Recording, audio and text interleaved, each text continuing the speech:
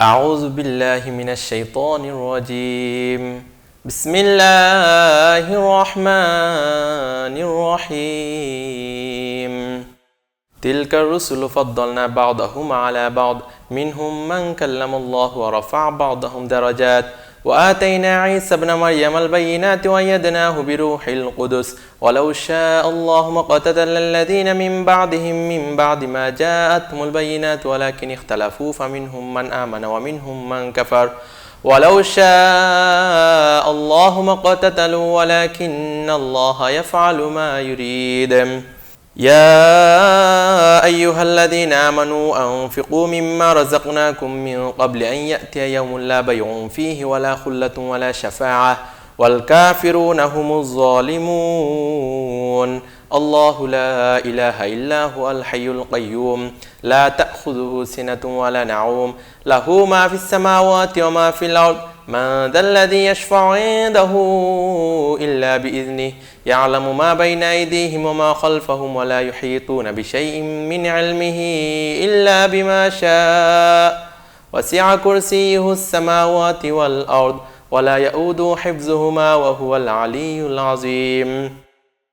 لا إكراه في الدين قد تبين الرشد من الغي فمن يكفر بالطاغوت ويؤمن بالله فقد استمسك بالعروة الوثقى لا انفصام لها والله سميع عليم.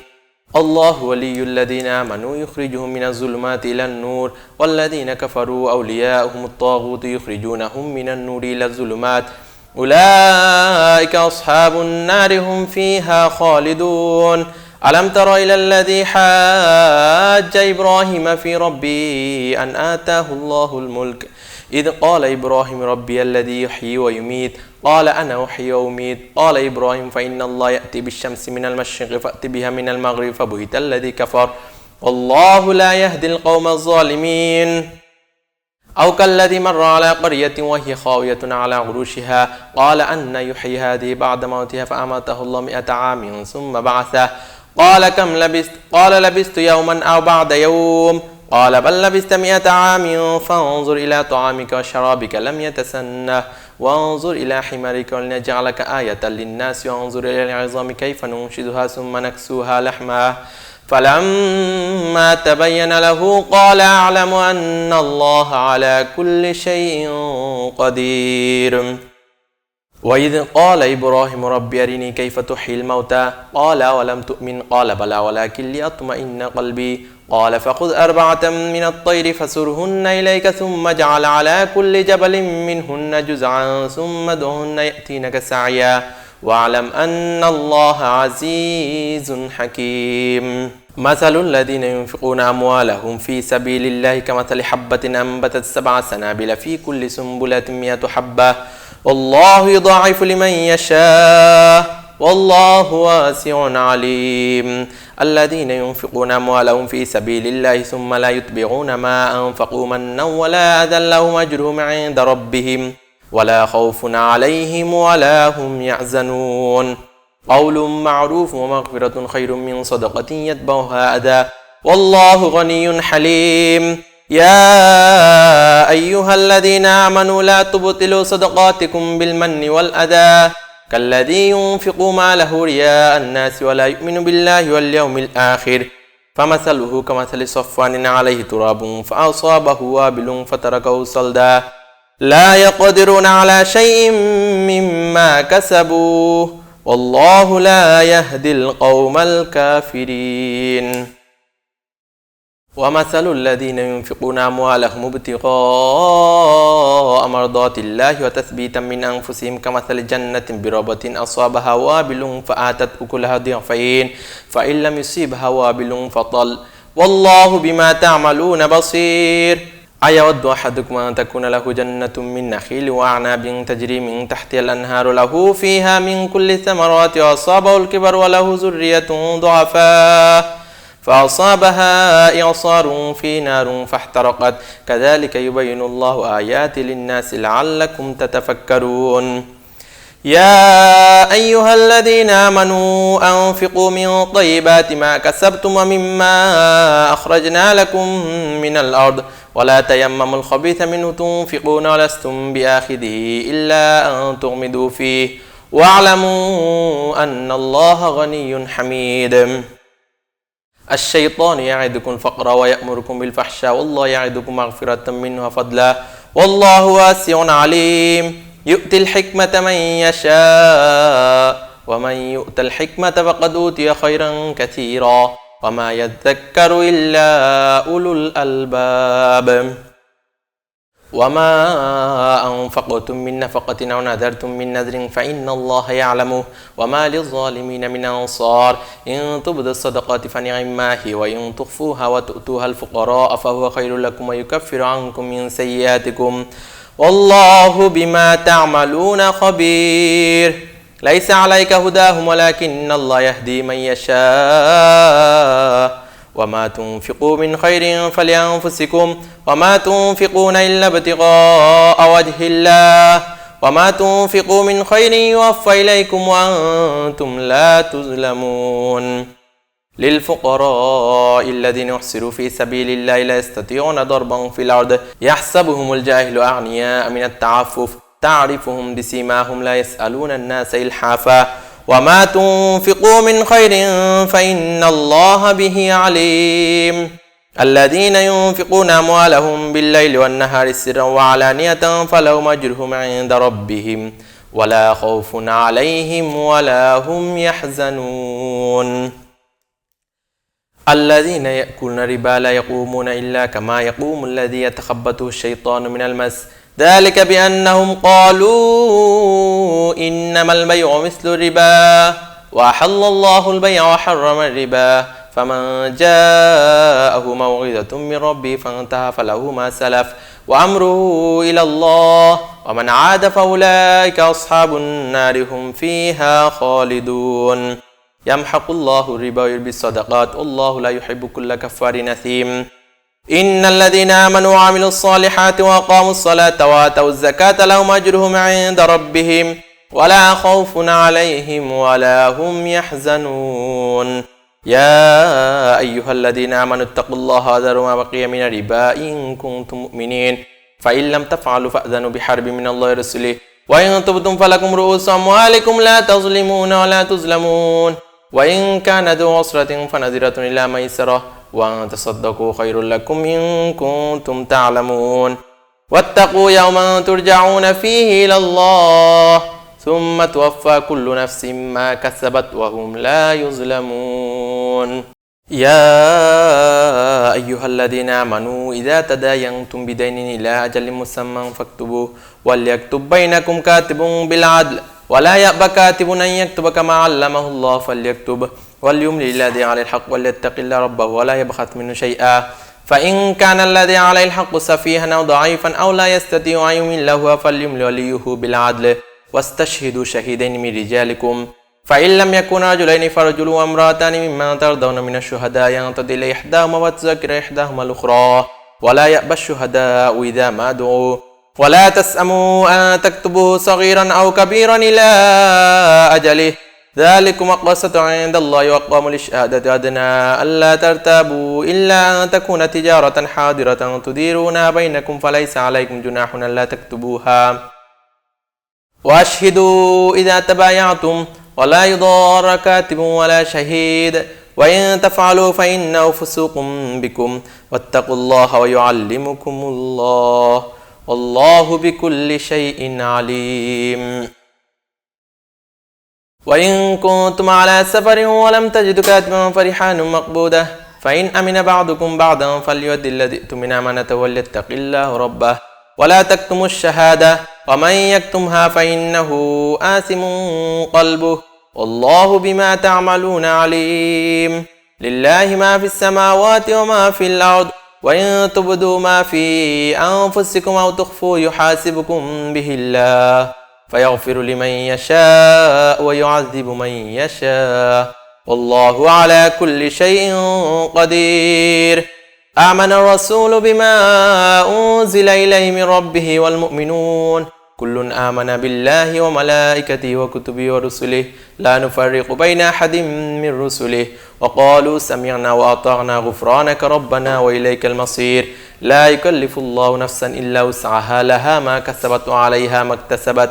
ربنا لا تؤاخذنا إن نسينا واخطأنا ربنا ولا تحمل علينا إصرا كما حملته على الذين من قبلنا ربنا ولا تحملنا ما لا طاقة لنا به واعف عنا واغفر لنا وارحمنا أنت مولانا فانصرنا على القوم الكافرين بسم الله الرحمن الرحيم ألف لام ميم الله لا إله إلا هو الحي القيوم نزل عليك الكتاب بالحق مصدقا لما بين يديه وأنزل التوراة والإنجيل من قبل هدى للناس وأنزل الفرقان إن الذين كفروا بآيات الله لهم عذاب شديد والله عزيز ذو انتقام إن الله لا يخفى عليه شيء في الأرض ولا في السماء هو الذي يسيركم في الأرحام كيف يشاء لا إله إلا هو العزيز الحكيم هو الذي أنزل عليك الكتاب منه آيات محكمات هن أم الكتاب وأخرى متشابهات فأما الذين في قلوبهم زيغ فيتبعون ما تشابه منه ابتغاء الفتنة وابتغاء تأويله وما يعلم تأويله إلا الله والراسخون في العلم يقولون آمنا به كل من عند ربنا وما يذكر إلا أولو الألباب ربنا لا تزغ قلوبنا بعد إذ هديتنا وهب لنا من لدنك رحمة إنك أنت الوهاب ربنا إنك جامع الناس ليوم لا ريب فيه إن الله لا يخلف الميعاد إن الذين كفروا لن تغني عنهم أموالهم ولا أولادهم من الله شيئا أولئك هم وقود النار كدأب آل فرعون والذين من قبلهم كذبوا بآياتنا فأخذهم الله بذنوبهم والله شديد العقاب قل للذين كفروا ستغلبون وتحشرون إلى جهنم وبئس المهاد قد كان لكم آية في فئتين التقتا فئة تقاتل في سبيل الله أخرى كافرة يرونهم مثلهم رأي العين الله يؤيد بنصره من يشاء إن في ذلك لعبرة لأولي الأبصار زين للناس حب الشهوات من النساء والبنين والقناطر المقنطرة من الذهب والفضة والخيل المسومة والأنعام والحرث ذلك متاع الحياة الدنيا والله عنده حسن المآب قل أنبئكم بخير من ذلكم للذين اتقوا عند ربهم لهم جنات تجري من تحتها الأنهار خالدين فيها وأزواج مطهرة ورضوان من الله والله بصير بالعباد الذين يقولون ربنا إننا آمنا فاغفر لنا ذنوبنا وقنا عذاب النار الصابرين والصادقين والقانتين والمنفقين والمستغفرين بالأسحار شهد الله أنه لا إله إلا هو والملائكة أولو العلم قائما بالقسط لا إله إلا هو العزيز الحكيم إن الدين عند الله الإسلام وما اختلف الذين أوتوا الكتاب إلا من بعد ما جاءهم العلم بغيا بينهم ومن يكفر بآيات الله فإن الله سريع الحساب فإن حاجوك فقل أسلمت وجهي لله من اتبعني وقل للذين أوتوا الكتاب الأمين أسلمتم فإن أسلموا فقد اهتدوا وإن تولوا فإنما عليك البلاغ والله بصير بالعباد إن الذين يكفرون بآيات الله ويقتلون النبيين بغير حق ويقتلون الذين يأمرون بالقسط من الناس وبشرهم بعذاب أليم أولئك الذين حبطت أعمالهم في الدنيا والآخرة وما لهم من ناصرين ألم تر إلى الذين أوتوا نصيبا من الكتاب يدعون إلى كتاب الله ليحكم بينهم ثم يتولى فريق منهم معرضون ذلك بأنهم قالوا لن تمسنا النار إلا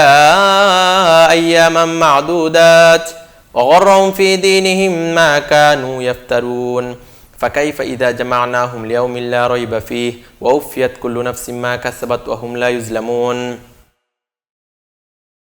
قل اللهم مالك الملك تؤتي الملك من تشاء وتنزع الملك ممن تشاء وتعز من تشاء وتذل من تشاء بيدك الخير إنك على كل شيء قدير تولج الليل في النهار وتولج النهار في الليل وتخرج الحي من الميت وتخرج الميت من الحي وترزق من تشاء بغير حساب لا يتخذ المؤمنون الكافرين أولياء من دون المؤمنين ومن يفعل ذلك فليس من الله في شيء إلا أن تتقوا منه تقاه ويحذركم الله نفسه وإلى الله المصير قل إن تخفوا ما في صدوركم أو تبدوا يعلمه الله ويعلم ما في السماوات وما في الأرض والله على كل شيء قدير يوم تجد كل نفس ما عملت من خير محضرا وما عملت من سوء تود لو أن بينها وبينه أمدا بعيدا ويحذركم الله نفسه والله رؤوف بالعباد قل إن كنتم تحبون الله فاتبعوني يحببكم الله يغفر لكم ذنوبكم والله غفور رحيم قل أطيعوا الله ورسول فإن تولوا فإن الله لا يحب الكافرين إن الله اصطفى آدم ونوحا وآل إبراهيم وآل عمران على العالمين ذرية بعضها من بعض والله سميع عليم إذ قالت امرأة عمران رب إني نذرت لك ما في بطني محررا فتقبل مني إنك أنت السميع العليم فلما وضعتها قالت رب إني وضعتها أنثى والله أعلم ما وضعت وليس ذكر كالأنثى وإني سميتها مريم وإني أعيذها بك ذرية من الشيطان الرجيم فتقبل ربها بقبول حسن وأنبتها نباتا حسنا وكفلها زكريا كلما دخل عليها زكريا المحراب وجد عندها رزقا قال يا مريم أنى لك هذا قالت هو من عند الله إن الله يرزق من يشاء بغير حساب هنالك دعا زكريا ربه قال رب هب لي من لدنك ذرية طيبة إنك سميع الدعاء فنادته الملائكة وهو قائم يصلي في المحراب أن الله يبشرك بيحيى مصدقا بكلمة من الله سيدا وحسورا ونبيا من الصالحين قال رب أن يكون لي غلام وقد بلغني الكبر امرأتي عاقر قال كذلك الله يفعل ما يشاء قال رب اجعل لي آية قال آياتك لا تكلم الناس 3 أيام إلا رمزا واذكر ربك كثيرا وسبح بالعشي والإبكار وإذ قالت الملائكة يا مريم إن الله اصطفاك وطهرك واصطفاك على نساء العالمين يا مريم اقنتي لربك واسجدي واركعي مع الراكعين ذلك من أنباء الغيب نوحيه إليك وما كنت لديهم إذ يلقون أقلامهم أيهم يكفل مريم وما كنت لديهم إذ يختصمون إذ قالت الملائكة يا مريم إن الله يبشرك بكلمة منه اسمه المسيح عيسى ابن مريم وجيها في الدنيا والآخرة ومن المقربين ويكلم الناس في المهد وكهلا من الصالحين قالت رب أن يكون لي ولد ولم يمسسني بشر قال كذلك لا يخلق ما يشاء إذا قضى أمرا فإنما يقول له كن فيكون ويعلمه الكتاب والحكمة والتوراة والإنجيل ورسولا إلى بني إسرائيل أني قد جئتكم بآية من ربكم أني أخلق لكم من الطين كهيئة الطير فأنفخ فيه فيكون طيرا بإذن الله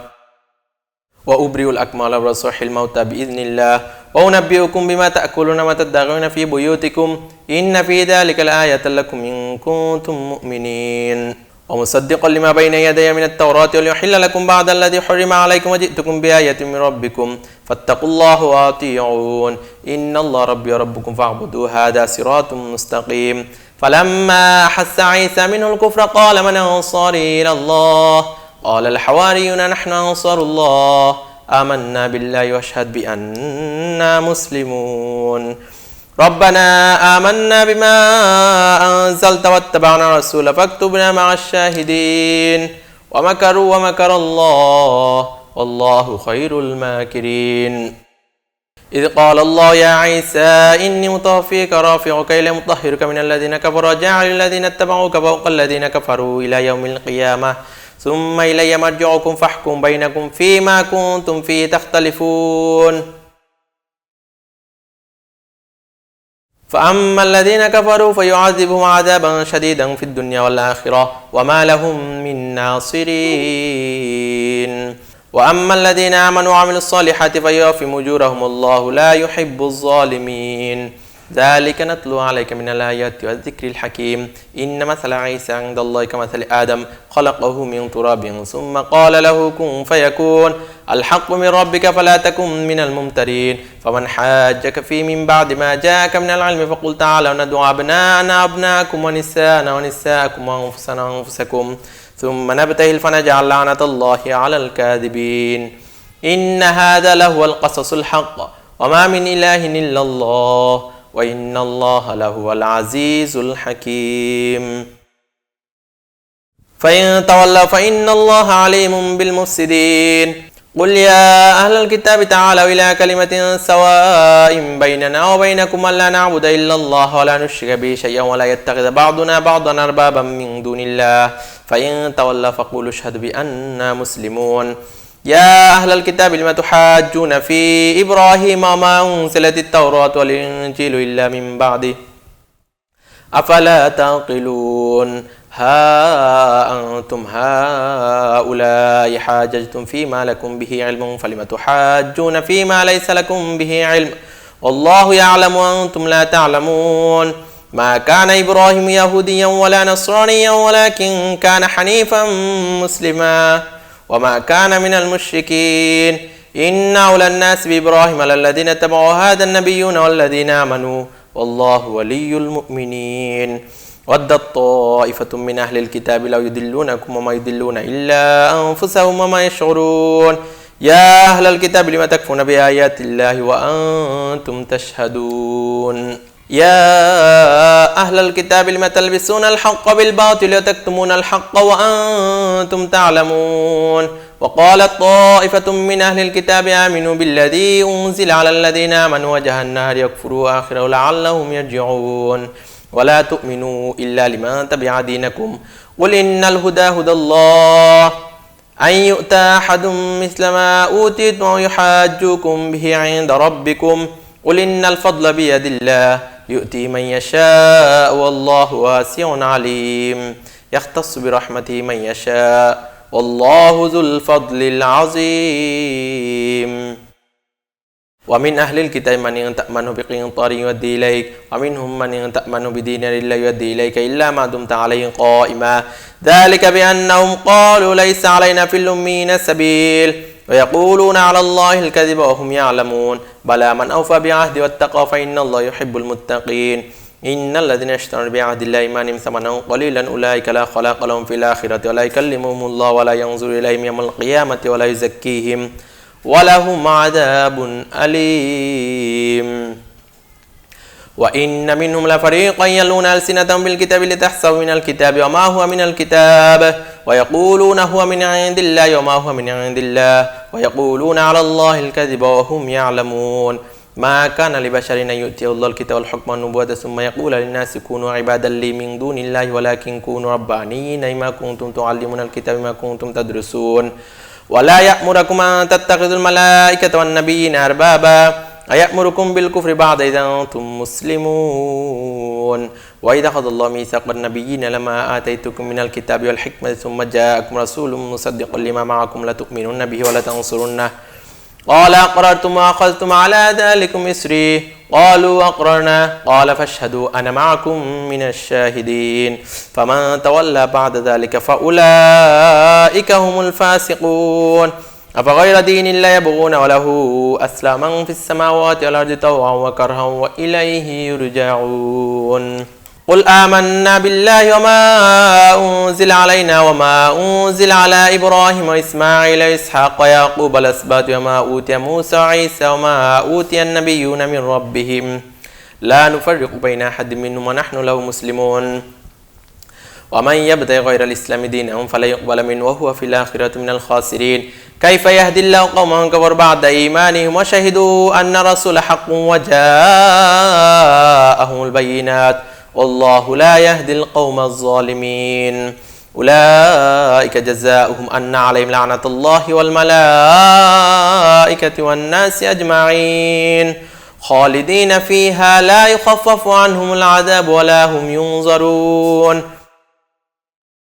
إلا الذين تابوا من بعد ذلك وأصلحوا فإن الله غفور رحيم إن الذين كفروا بعد إيمانهم ثم ازدادوا كفرا لن تقبل توبتهم وأولئك هم الضالون إن الذين كفروا وماتوا وهم كفار فلن يقبل من أحد ملء الأرض ذهبا ولا يفتدى به